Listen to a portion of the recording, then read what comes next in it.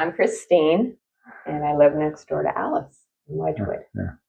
And I'm Bob. I am her husband, and both of us grew up within me across the street and Christine 2 blocks away. We were born in those, I wasn't. in this area. You were. Yeah, in the area. I've been nowhere. I just love Wedgwood. One of my first memories, and it's clear, but nothing before that is, and some things after that weren't, was going to the World's Fair at the Seattle Center in 1962.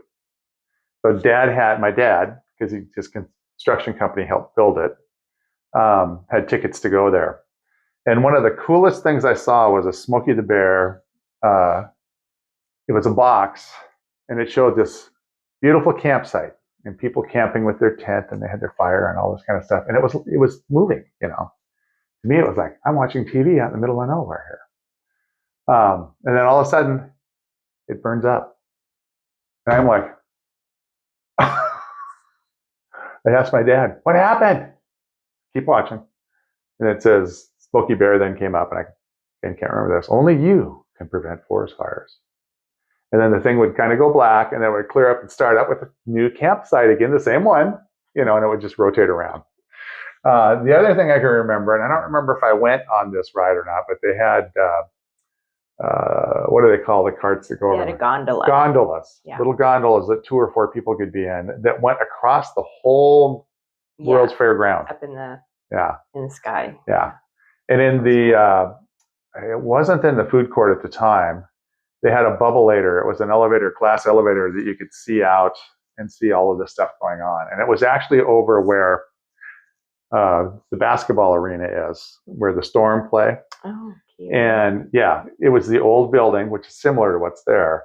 And it was in there. And they would do concerts and all kinds of things and fun things like that. See, you didn't even know something. Yeah. And there used to be rides there, because I don't think there's rides at Seattle Center anymore. Are there? I don't think so. No. There was rides, like carnival rides. Oh yeah, there. It was a full fair. Go down there all the time. Yeah.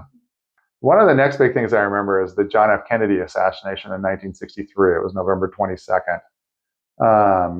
I was still pretty young, but it's vivid. It is totally vivid. And it meant lots to Seattle because Seattle went silent. I mean, it was just, it's kind of like, what was the 911, and things just stopped. 9/11, things just stopped around here. But it was a real sad day, and I remember the sadness, and I remember all the things that were affecting people and how sad people were. My folks had friends that were really affected by it, and so that was an interesting time, but again, don't remember a lot. Now I get into some of the things that I remember a lot. And even though it's not central to Seattle, but the Beach Boys, when they were a singing group out there in the 60s, they were big, and the Beatles, they were big. I remember I got to go to this movie called A Hard Day's Night in 1964. And I went with my sister, and the Beatles, anytime they came anywhere, the girls and the boys and everybody were screaming, you couldn't even hear the music. And so we were in watching this movie, my sister and Lori lived next door. And she says, okay, when this scene comes up, everybody duck behind the chairs and we'll scream, We were the only ones in the theater that screamed, but people were really enjoying this movie. If you haven't watched it, you should. It's goofy as all get out. And then as we grew up, we had free reign around here. We felt safe. We felt this was a good neighborhood. There was things going on. We had friends there were some apartments that used to be old naval housing up where Decatur School and Thornton Creek is right now. These buildings were really rickety. They were used for naval housing up until I think 1965, and then they were torn down for the school. But the people that lived there were from the Central District and low-income housing and all that other kind of stuff. And all I can remember is, why do these people have to live in this place? The buildings, the buildings would shake. I mean, they were literally terrible, but they were living there, and they were fun people and great people to be around. Again, very young, but then it got torn down. We never knew where those people went. Well, actually, the Wedgwood Commons, that was naval housing too. When I was, yes, it was. So I think a lot of the people. I need a garden, Jimmy. Built that right across from Safeway. Yes. Yeah. Oh, those are the old houses that Yeah, they took those and put on that the was hill. became Yeah. some military housing. Yeah. And so this was a great neighborhood to live in. There was no question. It was not diverse by any means. The only diversity you had were the people that lived up in the terrible housing that was up there. But we were allowed to play up there and all that other kind of stuff. Some of the plumbing didn't work and there were holes in the ground, but it was fun. And I think they were called the Shear, Shear Wood apartments until they were torn down and Decatur was put in. Some of the other things I remember too, and again, it's not necessarily specific to Wedgwood in Seattle, but we had the naval base down below, and you could hear them play taps in the morning or at night, when it's time for everybody and the flags to be brought down. It was sundown. And we used to have bomb shelters around here because of the Cold War with Russia and issues in Vietnam and other things like that. And so we would do drills in school to hide under your desk or file down into the bomb shelter at the school. The bomb shelter was just an underground basement. But the one thing I remember, and it was something I actually looked forward to and didn't really know what it meant until many years later, every Wednesday at noon, might have been a Tuesday, but I think it was Wednesday at noon, there was an air raid siren that would go off just behind, well, it's not Big Vicar Hardware anymore. Kind of where the broiler across from Seafirst or Bank of America to the north. And it was just up on a telephone pole, a big speaker. And all of a sudden you'd hear,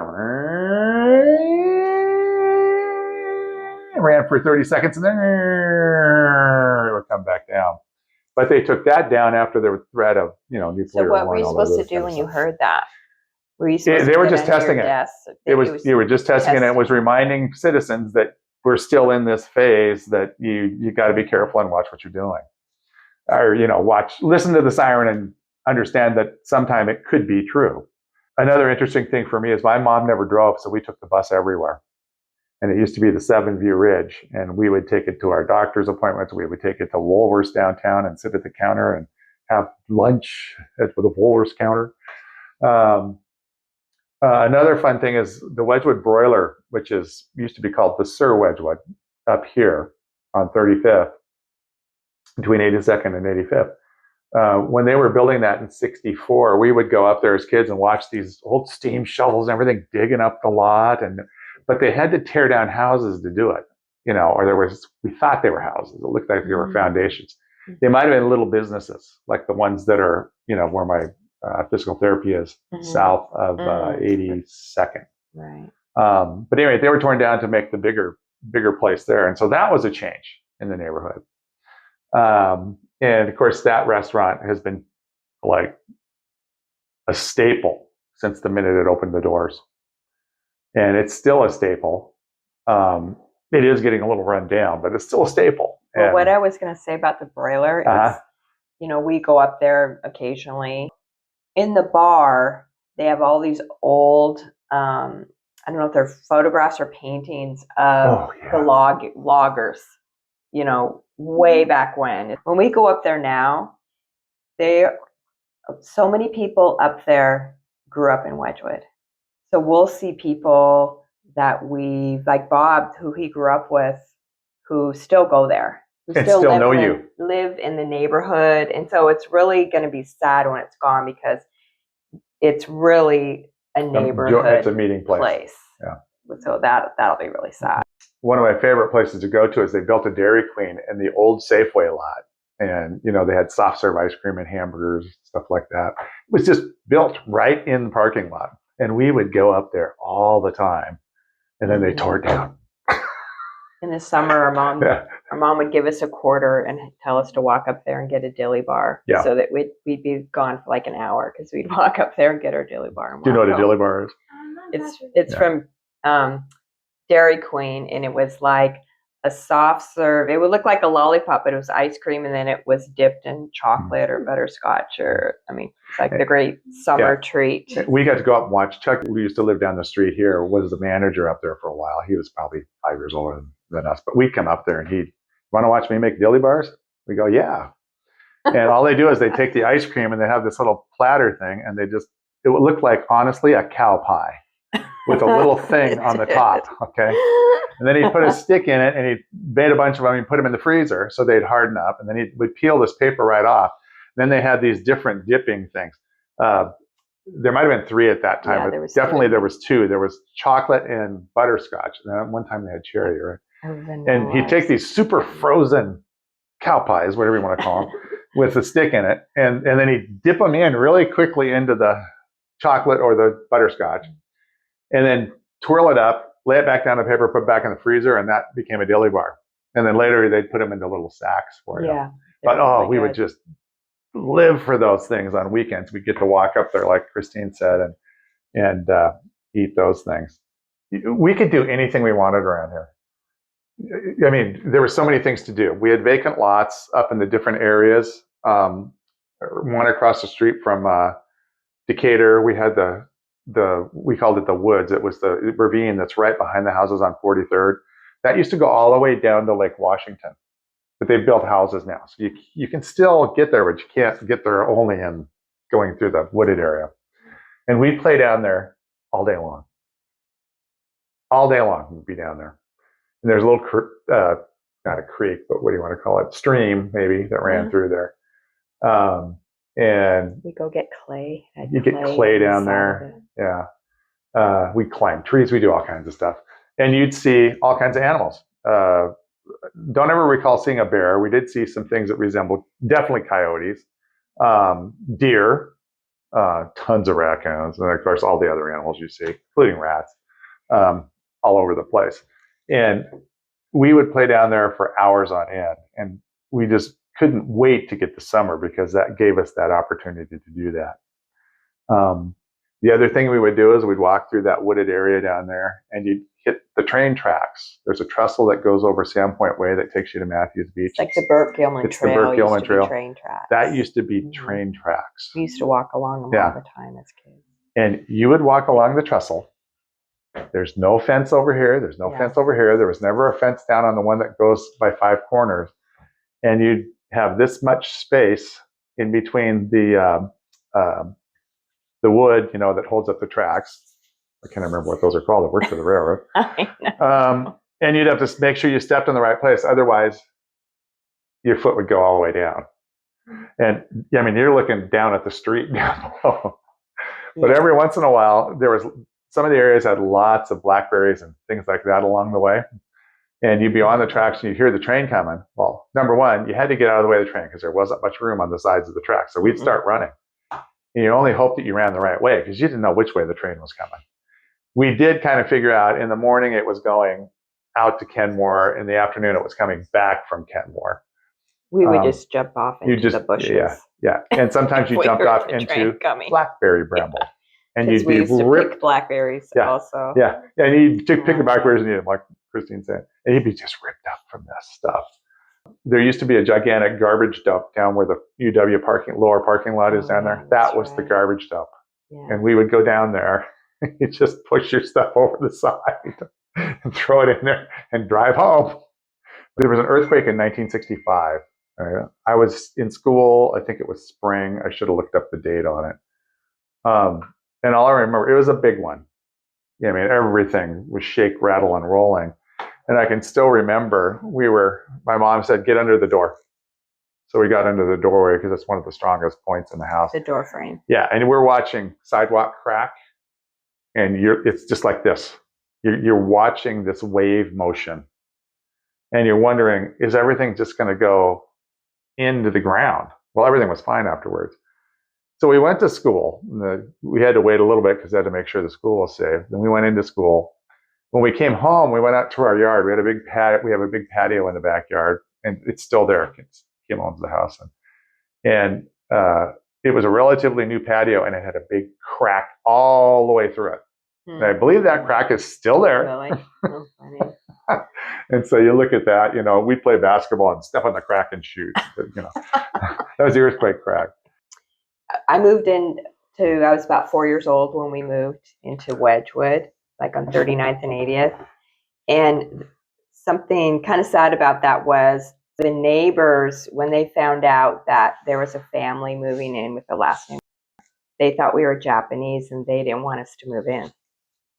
So they, but the people who sold us the house, they were friends of ours, and they were like, "Oh no, it's fine. They're not Japanese." So they were like, "Well, okay." It was more than just a few people. Yeah, and so so I don't know if you know this, but there a lot of the like this Wedgwood and a lot of these neighborhoods had covenants. In the deeds of the houses, it would say that you could only sell them to white people. That's basically and what it said. non-Jewish. So that was really kind of a sad time at that time. And then they changed it there was a Fair Housing Act in 1968 when that became illegal. But a lot of people's deeds still have the wording in the deeds. It was in the wording on our deed in this house in 1989. Yeah, so it's just really, that's kind of a really black stain, on the neighborhood. Just call it a stain. Yeah. So I was going to try to think of some things that Bob didn't talk about. So, well, like when we were growing up, the whole block was full of kids. Almost every house had, 2 or 3 or 4 or 5 kids. So in the summers, after dinner, all the kids on the block would play huge game of hide and seek or kick the can, and we'd play in all of the yards front and back, and we'd just be like running all over the place. It was really fun. So that was kind of cool. We would do that till dark, till we had to go to bed. Or later. I remember the moon landing. When they landed on the moon, we were outside playing outside, and our parents said, "You have to come inside right now. You have to watch this thing on TV,"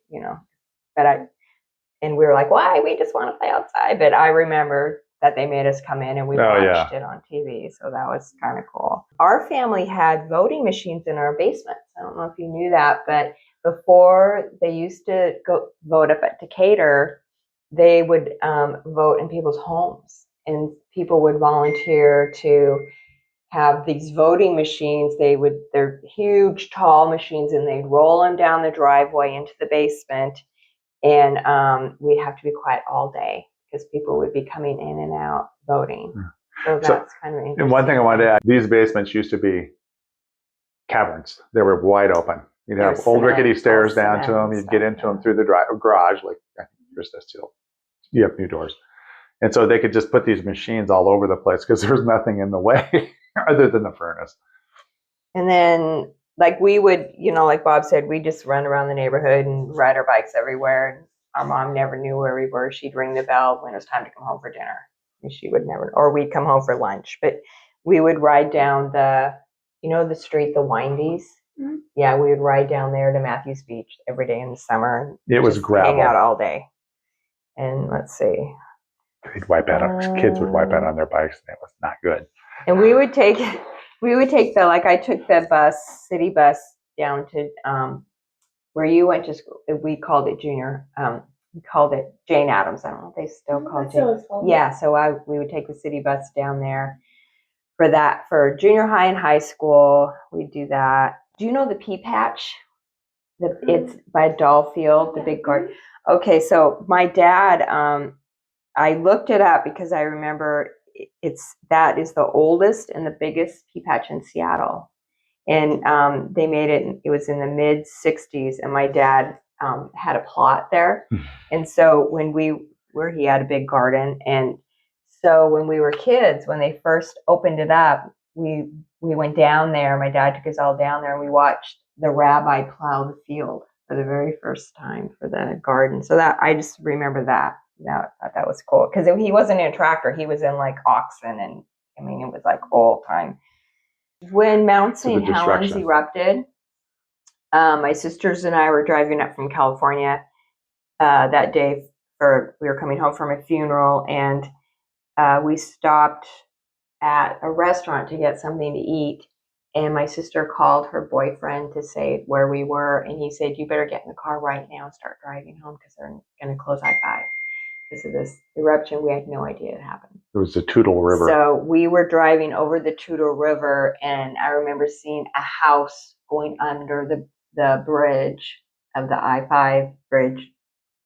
And I told my sisters, "Oh, stop! I want to take pictures." They're like, "No, we have to keep going. They're going to close the freeway." So I just kind of remember that. And you guys got over and they closed that bridge. Yeah, we just barely made it. And then Bob was working at Amtrak. I was freshman in college at that time, and you were working at Amtrak. I was working at an Amtrak at King Street Station. It was near the Kingdom or whatever it's called now. And there was so much, we had to wear aspirators to cover our mouths and nose. There was dust, the ash everywhere. The train cars were loaded. But the trains were about one of the few things they didn't have to worry about getting through it. And everybody was worried, is this volcanic ash going to ruin the cars? Because the cars have to bring air in to make the engine go. Is it going to ruin that? Is it going to, plane flights were, went way away from the mountain, and they didn't know if it was going to blow again, because when it blew, it was gigantic. You said you remember seeing the mushroom cloud. Yeah, we were over by View Ridge School, one block just kind of over the hill from View Ridge School, which I think is 51st, at some friends' houses, and we were looking out because you could see Mount Rainier, and you could see kind of this way, but you could see the angle over, and there was just a gigantic mushroom cloud. We didn't hear it. We didn't feel it necessarily. I don't remember anything like that, but we saw this cloud, and then we started watching TV because all the TV had gone directly to that. Even national newses had gone directly to that. And we're going, oh my goodness. I mean, it destroyed Spirit Lake, and it killed some people. I learned to water ski on Spirit Lake. Yeah. When I was camping with my friends. I don't even think it's there anymore. No, it's not. It's covered with logs. Timber. Yeah, timber. From the volcano. I remember a few years after Mount St. Helens erupted, my dad and my little brother and I went for a drive up there, and all of the trees looked like matchsticks, just falling all over the place. It was very eerie. It was like death, like you're just driving in this destruction, and it was quiet, and it was just really, it gives me goosebumps right now just thinking about it. It's really, really weird. Let's see. Oh, and for our honeymoon, we actually went to Cougar, where some bunch of people died from the eruption, and we hiked in amongst the ash in some of the hiking places. So that was kind of eerie, but kind of cool to do that. We're living here in Washington. We're really lucky. We've got a volcano. We've got the rainforest. No better place to live. It's not tropical rainforest, but it's a rainforest. And who are we talking to? We were talking to someone who said that they had Joe, our youngest son Joe, when he lived in New York, people would be planning vacations to come to see our rainforest. And Joe's like, wow, the things you take for granted. We've been there a ton of times, know. And so, I feel like we're pretty lucky to live here. With the climate is not as extreme as all the other places. But when our kids were growing up, they did not think they lived in a city. They thought they were, like, when they learned about rural and urban, they thought they lived in a rural. They're like, no, we live in the city, and they couldn't believe it because it didn't feel like the city here. But now I kind of feel like the city is encroaching onto our neighborhood. But the kids never felt that way growing up. So we've had some big snowstorms here before, but there was a snowstorm in actually it might have been New Year's Eve, 1968, through pretty much the whole month of January and even into February. It snowed so much over at least a 10-day period. And there was one day when it snowed, I think 21.5 inches one day, that we had snow out here the whole time. We were living in happy land because school was out for a little while, but then pretty soon they have to have you go back, and you just have to figure out a way to get there. They would close down some of the hilly streets, and the dads would all take us after work or during the day if they weren't working, and they put boards up against the cars that were parked, and we would just go sled down. Yep. I don't know if you know, what's that street? If you're walking up 80th towards the post office and you go up that big hill and then down to the post office, that was like our 37th sledding hill that we would go down. Yeah, it was like this. And I have a friend who lived right at that house. And her mom would make snow cones for us with us snow. Remember that? And then there used to be another hill called Hot Rod Hill. Hot Rod Hill, right where over my here. brother and you probably sled down it All or the time. sled down it. What street was that? It starts It's at 43rd. the end of 42nd, right down here, and 85th. And then it goes to 43rd, and then it turns down, keeps going down into a cul-de-sac.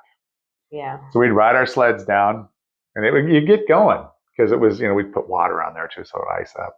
People in their cars didn't like that. And then there was a jump down at the end. So, but I remember Pat actually lost control of his sled and ran right into the back of a car. Split his. Oh, jeez. Anyway. Another guy broke his leg off the jump. Oh man. Yeah. So I never did that. I was too much of a chicken. So growing up, I started working. My first job was delivering the Wedgwood Star. It's a 1 month, comes every month. It was a Wedgwood, local, the crams. Yeah. They used to write an article in it and all this other. It was just about what's going on in Wedgwood. Oh yeah, it was a neighborhood paper. Yeah, and then I moved up to the University Herald, which is a 1 week paper, and then I moved up to the Seattle Times, helping my buddy Arnie deliver the Times. But when we did the Times, you'd go up, and there was a paper shack where they would bring the papers in, and each shack probably had 15 paper boys, because that's what they were at the time. It's the building on 35th, right by the Hunter Tree Farm, that brown building. Well, it was next door to that. The shack was green. Okay. And that's where we'd pick up our papers, and there was one guy that was the head paper shack guy, and he'd get everybody their papers and then then he'd get his papers and go. But also that brown building used to be what was called a drop-in center when the city opened these up in the late 60s, maybe the mid 60s, I don't know, where kids could just go hang out. So high school kids were in there, grade school kids were in there. Like after school. Yeah, after school. Yeah. It was really kind of a cool place. You'd go in, and then there were stairs that just dropped in, and they were playing music, and there were people playing their guitars in there, and there were people talking and having fun.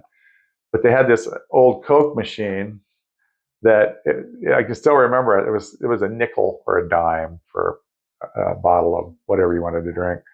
And you'd open up the latch. It had cold water in it, and you'd put your dime in, and you just wiggle your bottle out through this little maze and pull it out. And, and so it was just a fun place to hang out, and it was a safe place because they had people from the city running them. Okay. But we live, like this is it's always been a safe neighborhood, comparatively speaking. And we never felt unsafe ever being outside. But it is kind of cool that, and I'm sure other neighborhoods had neighborhood papers too, but like they had neighborhood papers that would just talk about your neighborhood, and like the kids' pictures would be in the paper for sports and things like that. And then one last thing, and it was my brother was in Vietnam. My dad fought in World War II. They got to Pearl Harbor the day after Pearl Harbor was bombed. Through the war, he was in the Navy. He never talked about it, and I wished, just like you're asking questions here, I wished I asked questions of my grandparents and my parents. I think every school should, somewhere in grade school, interview your grandparents and interview your parents. Find out things, because I don't know a whole lot about my parents, and they immigrated from the Ukraine, Poland, grandparents. My grandmother grew up in Eastern Washington. But we're trying to piece things together, but I just wished I would have talked more to them. But my grandparents did talk about where they came from, because it was not good. They were farmers in the Ukraine. But you're going to talk about your memory of Vietnam. With your brother. The Vietnam was the last one. So my brother was in Vietnam. And it was kind of scary because it was not safe. It was a war that was going on. It was dwindling out toward the end. And he was there in, I think, 1969, end of 69. But we would watch on TV every night. They'd have this little board. It was like written in chalk, not like the fancy stuff you have now, just written in chalk. And it had Vietnam, killed, wounded, and missing in action. and numbers. 5,500. I don't know what the numbers were at the time. 5,500 and probably 8,900 and missing in action. There was a ton. So that was always kind of a grim thing. And it was a war a lot of people didn't like. And had I known better, I wouldn't have either. Well, I didn't. Yeah, but your brother came home, which was good. Yeah. I remember my cousin lived in Tacoma, and when he was going to go to the war, he came over to our house to say goodbye. And I remember that being really sad because nobody knew if they were going to see him again. But he did come back. But that was a sad time. And I feel like our kids were lucky that they didn't have to live through, something like that. I mean, there were wars going on in the Middle East and stuff, but they weren't really hitting home like Vietnam and the World War I and World War. So have you heard of the living Christmas tree? I think the Northgate Mall, which it used to be a mall, now it's like the Kraken practice facility. So it used to be an open air mall. It wasn't always covered. So somebody built this wooden Christmas tree that it had stairs and it had different levels, and you'd stand like a ladder kind of way, and it would go way up high, like above one story. Yeah. And so, I was in Campfire, so the Campfire girls and the Girl Scouts and different troops would sign up to sing Christmas carols in the tree. You'd go there and you'd all stand, and all the shoppers would be watching stuff. It was fun. We'd go watch my sister. Somebody bought that tree, and I think it was down south for a while. I don't know if it's there anymore. Oh, and then when we were kids, so the naval station used to be down by Magnuson Park. That used to be a naval station. And so we used to climb up on the roof at Decatur, and we would just hang out on the roof in the summer, and we would watch the Goodyear blimp once, for a week in the summer. It would fly around Seattle, maybe during Seafair. Yeah. And then we could watch it land down there. And my friend's dad was in the service, so we got to go down and see the blimp. Yeah. So that was pretty cool. There's so many other things too. Hydroplanes. The hydroplane races were big around here. Hydroplanes. We used to make little balsa wood hydroplanes with my brother, all the kids in the neighborhood, and we'd paint them, and then we'd race them down the curb. We would put water down with a hose or something, and we'd race. They just float. Kind of like a leaf. And these things were Arnie, who I wanted you to interview, grew up down the streets. Probably my first friend. I mean, Bob might have been, but he was a couple houses down. And he was my age, but Arnie's a couple years older. It was just super talented, and he'd make these exact, no bigger than that, replicas of these hydroplane races, hydroplanes that they. That's what David, my brother, used to do. Yeah. It's kind of like derby cars for the Cub Scouts. They do the Pinewood Derby. They would do these with. They would do these. It's pretty good. With the hydroplanes, they would make these little tiny things. Anyway, they give you a block of wood, and you'd have to whittle it down and sand it. And we used to make the old-fashioned racer kind of round. You're talking Cub Scouts. This is Cub Scout with Pinewood Derby. Yeah. Then you'd have a nail and four nails with 4 wheels, and this little thing to put your wheels in. You'd glue all it in, then you'd paint it, and put decals on it our flames, kids did that too because they were in Scouts. Yeah. They had a big wooden racetrack. That would go the whole length of the gym up at the school, and 4 lanes. They would race their cars. It was, honestly, Alice, it was amazing growing up here, what we had. Nobody was rich. I think we were all middle class. Yeah. Middle class. There was only one person in the house working. Not really. My mom worked. Well, but I'm saying there was always somebody taking care of the kids. And if 2 parents worked, my mom would have to go away sometimes. She didn't work. She worked harder than my dad. She worked at home. They would work from home doing little businesses and stuff. Yeah. My mom would do things on the side. One of the things she did was sew some of the original Seattle Sonic uniforms. So they just sewed the numbers on and all this other kind of stuff from Mrs. Healy. And they do work like that. Christine's mom used to type, I think. Yeah. My dad worked for an insurance company downtown, and he would take the bus, and then on the weekends he would drive down there and load up his car with boxes of insurance files. And then my mom and her friends, they would each take a box every week, and while we were in school, they would type up the handwritten insurance policies. They type them up, and they called it the Wedgwood typing service.